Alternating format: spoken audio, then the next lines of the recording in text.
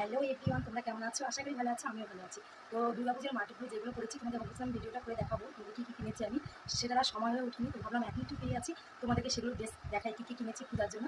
তো চলো, আমি সব কিছু বের করে নিয়েছি, কারণ কি আমার গডরেজ একদিন যাবেনি, ওর জন্য সব খুলে রেখেছি। তো আমি জাস্ট তোমাদের দেখাচ্ছি। এই একটা সেট আমি পুরোটা খুললাম, ঠিক আছে? এই একটা সেট কালারের,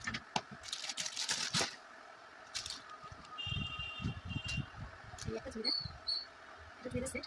আর আছে এটা মনে প্যান্ট আছে, সেম কালারই, মানে দুটাই পছন্দ ছিল, দুটাই নিয়েছে একদম সেম কালার। এইগুলো একটা খুলে দেখাই, সিম্পলের মধ্যে। তো হচ্ছে এটা হচ্ছে দুটো চুড়িদার গেলো, তিনটা চুড়িদার গেলো, সেম কালার দুটো, আরেকটা কালারের।